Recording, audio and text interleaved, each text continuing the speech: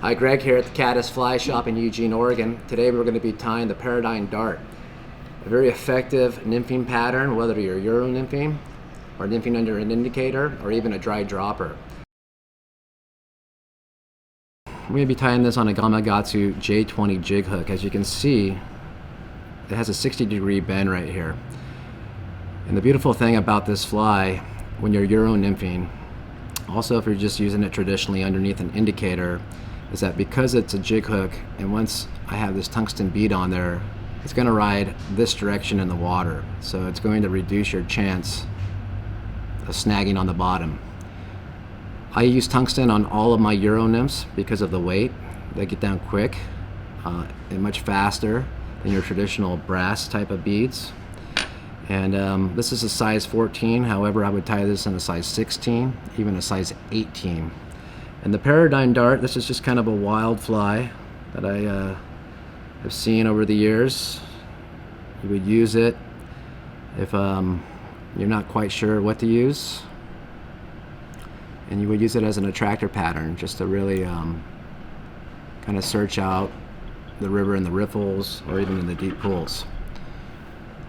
Okay, I'm just laying some thread down right now. This is 8/0 uni thread.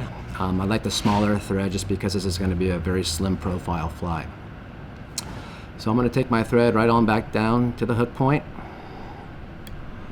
And for a tail, I'm going to use some natural flank mallard. You could also use guinea if you wanted to, especially if you want some other colors, but I'm just going to use mallard. You could also use some wood duck. And just pull off these barbs perpendicular to the stem. You don't need a whole bunch, probably about 4 to 6 at the most. And you want to tell about the length of the hook shank. You can always readjust it if needed to, but you do a pinch wrap, set it in right there, and adjust it as needed. That looks pretty good there. Tie that in. Turn that off.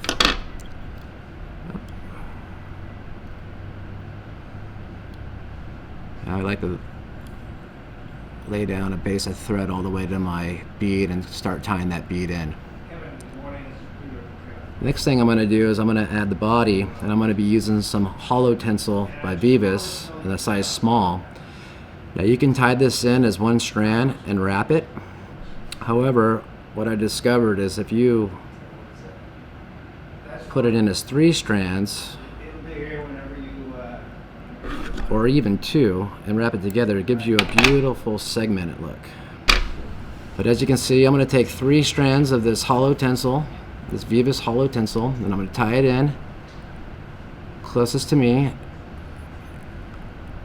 and let it roll onto the top of the shank. And take that back to my tail.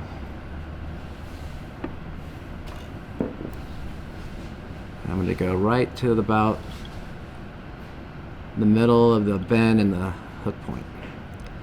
And I'm going to take my thread back to the front. Personally, I always like to put a little half hitch here because I am going to go ahead and I'm going to use my vise to rotate this.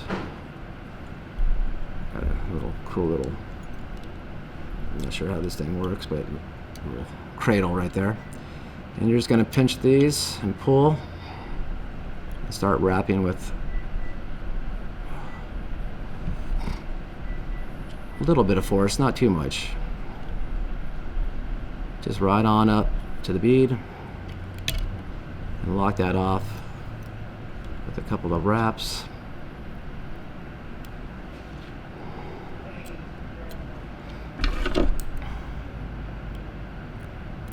And I don't know if you guys can see that on the camera, but it gives it a really nice kind of segmented look without using a wire or anything. Take a little zap gap here, just a very, very small amount. And I just lightly coat this, just that, so. Pretty good. How can I help this one? And since I have a pink bead on this fly, I'm going to be using some pink ice dub today. This stuff comes in every color you can imagine. But you could use blue, you could use purple. Get creative with this fly. Remember, this fly is an attractor pattern. It's made to really search out when all else fails. You know, traditionally you're going to start off with probably your mayflies, your caddis flies, your stoneflies. And dub that on kind of thick. Doesn't have to go on super tight. You want this to be really buggy. And you're just going to put that as a collar right in the front. So, I don't have a whip finishing tool, but if I did, I would do a whip finish. But I am going to be gluing this. So if I'm going to glue it, I'm comfortable just doing a couple of half hitches right there.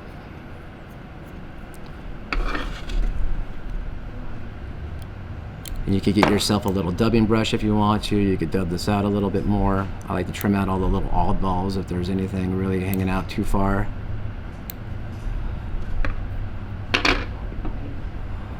Looks pretty good to me. And then I'll just take a little bit this hard as hole right on the front there.